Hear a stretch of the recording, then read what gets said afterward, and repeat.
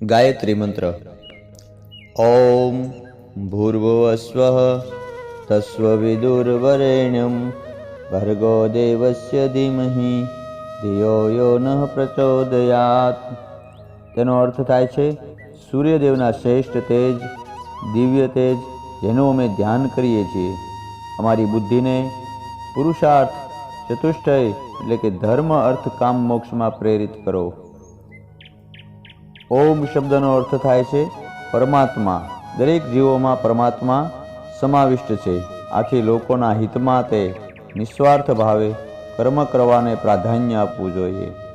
ભૂ શબ્દનો અર્થ થાય છે કે માનવદેહ નાશવંત છે, તેથી જીવનમાં આત્મ ઉત્થાન અને આત્મકલ્યાણ માટે પ્રવૃત્ત રહેવું જોઈએ. ભૂવર.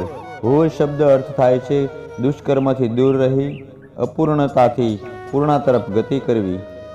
જીવનમાં દેવત્વની સ્થિતિએ પહોંચવા માટે સદ્ગુણોનું સર્વંડન કરવું જોઈએ.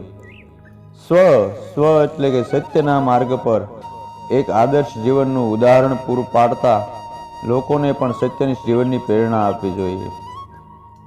તસ્સવિતુર્વરેણ્યં, જે જીવન વિજ્ઞાન શક્તિ સંચય શ્રેષ્ઠતાનો મહિમા સમજાવે છે. ભર્ગો દેવસ્ય ધીમહિ, મનુષ્યે પાપોથી સાવધ રહેવું જોઈએ. મન બુદ્ધિને નિર્મળ રાખવી જોઈએ. દિવ્ય દ્રષ્ટિ રાખી આ લોકથી પરલોકનો વિચાર કરવો જોઈએ. સદ્ગુણોને ધારણ કરવા જોઈએ. તેનાથી જ જીવ શિવ તરફ ગતિ કરે છે. ધિયો યો નઃ પ્રચોદયાત, વિવેક બુદ્ધિથી જીવનને સત્ય માર્ગના પર ચાલવું જોઈએ. ઇન્દ્રિયોનું તત્વજ્ઞાન સંયમનું મહત્વ સમજાવે છે. સંયમથી સાધન શક્ય બને છે.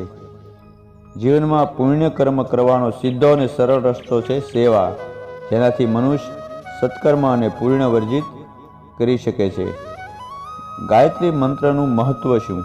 તો આવો જોઈએ ગાયત્રી મંત્રનું મહત્વ. કલ્પવૃક્ષને એવું વૃક્ષ માનવામાં આવે છે કે તમામ મનોકામના પૂર્ણ કરે છે, પરંતુ એ સ્વર્ગલોકમાં છે. ગાયત્રી મંત્રને પણ કલ્પવૃક્ષ સમાન માનવામાં આવે છે, જે પૃથ્વી લોકના તમામ ઈચ્છાઓને પૂર્ણ કરવામાં સમર્થ છે. જો તમામ નીતિ નિયમો વડે તેની સાધના કરવામાં આવે તો તમામ મનોવાંછિત ફળ આપવામાં ગાયત્રી મંત્ર સક્ષમ છે.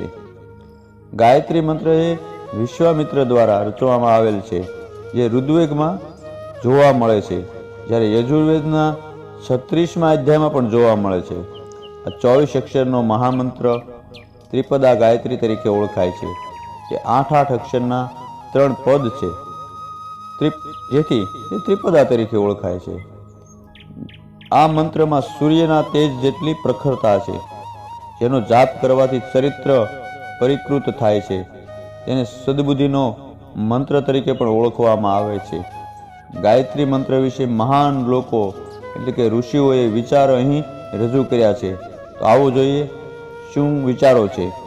મહર્ષિ વ્યાસના કામની સફળતા તથા તપની સિદ્ધિ માટે ગાયત્રી મંત્ર સર્વથી શ્રેષ્ઠ છે, મહર્ષિ વ્યાસે કીધું.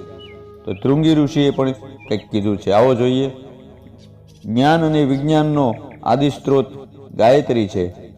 રવિન્દ્રનાથ ટાગોરનું એવું કહેવું છે કે ભારત વર્ષને જગાડનાર જો કોઈ સરળ મંત્ર હોય તો એ ગાયત્રી મંત્ર છે.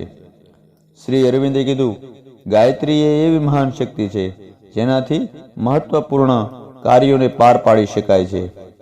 તો રામકૃષ્ણ પરમહંસે કીધું, ગાયત્રી મંત્રનું તપ કરવાથી મોટી મોટી સિદ્ધિ પ્રાપ્ત થાય છે. મોટા કામ આ નાના મંત્ર વડે સરળતાથી પાર પાડી શકાય છે. અને સ્વામી વિવેકાનંદે કીધું કે સદબુદ્ધિ મંત્ર છે, જે મંત્રનો મકટમુનિ કહેવામાં આવે છે. જય ગાયત્રી માં.